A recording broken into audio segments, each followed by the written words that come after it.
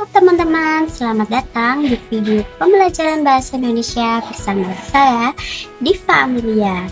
Kali ini kita akan membahas sesuatu yang sangat penting, baik dalam menulis maupun berbicara, yaitu kalimat efektif. Nah, kenapa sih kita harus belajar kalimat efektif? Kalimat efektif membantu kita menyampaikan pesan dengan jelas, padat, dan mudah dipahami. Jadi, tonton sampai akhir ya, karena nanti akan ada tantangan interaktif buat kalian juga loh.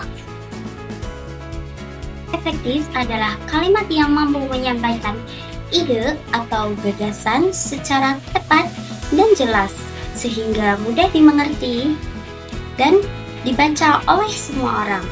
Menurut Kraft tahun 2010, kalimat efektif harus memiliki struktur yang benar dan pilihan kata yang sesuai.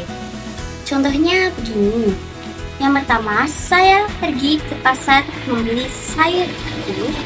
Yang kedua, saya pergi ke pasar untuk membeli sayur. Nah, dari kedua contoh tersebut, kalimat kedua lebih efektif ya, karena memiliki struktur yang lengkap dan tidak menimbulkan makna yang ganda. Selanjutnya, agar sebuah kalimat bisa disebut efektif, ada 5 ciri utama. Yang pertama, kesejajaran. Unsur kalimat sejajar bentuknya. Yang kedua, kecermatan, yaitu pilihan katanya harus tepat.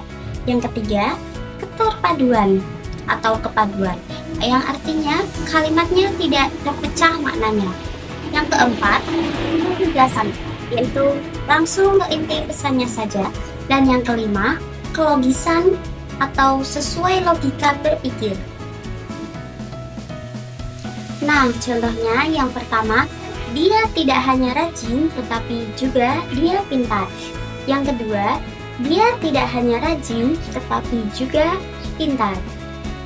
Dari kedua contoh tersebut, kalimat yang kedua lebih ringkas dan logis ya teman-teman. Jadi yang kedua ini termasuk contoh kalimat efektif karena sesuai prinsip dan ciri-ciri kalimat efektif yang sudah dijelaskan tadi.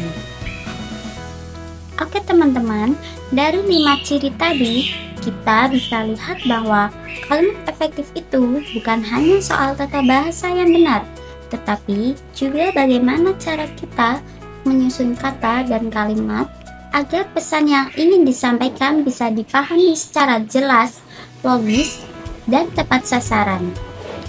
Kalimat yang tidak efektif bisa membuat pembaca ataupun pendengar salah untuk menafsirkan maksud kita, bahkan bisa menimbulkan kebingungan dalam memahami isi pesannya. Oleh karena itu, penting banget nih buat kita untuk berlatih mengenali, menulis, dan memperbaiki kalimat agar sesuai dengan ciri-ciri kalimat efektif yang sudah kita bahas tadi loh. Nah, supaya pemahaman kamu makin mantap, yuk kita coba latihan kecil untuk melatih seberapa jauh nih kamu sudah memahami materi ini. Nah, sekarang giliran kamu nih.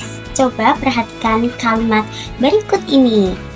Ani belajar dengan giat supaya dia mendapat nilai yang tinggi. Menurut kamu, apakah kalimat ini sudah termasuk kalimat efektif? Kalau belum, tulis versi kalimat efektifnya di kolom komentar ya. Aku tunggu jawabannya. Kalimat efektif sangat berguna dalam kehidupan sehari-hari, mulai dari menulis pesan singkat, surat resmi, hingga karya ilmiah seperti skripsi. Jadi, biasakan menggunakan kalimat yang singkat, padat, dan jelas, agar pesanmu dapat tersampaikan dengan baik. Nah, itu tadi penjelasan singkat tentang materi kalimat efektif. Terima kasih sudah menonton video ini. Semoga penjelasan tentang kalimat efektif membantu kamu memahami bahasa Indonesia dengan lebih baik.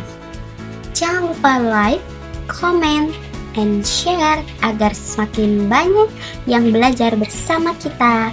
Sampai jumpa di video selanjutnya. Bye-bye.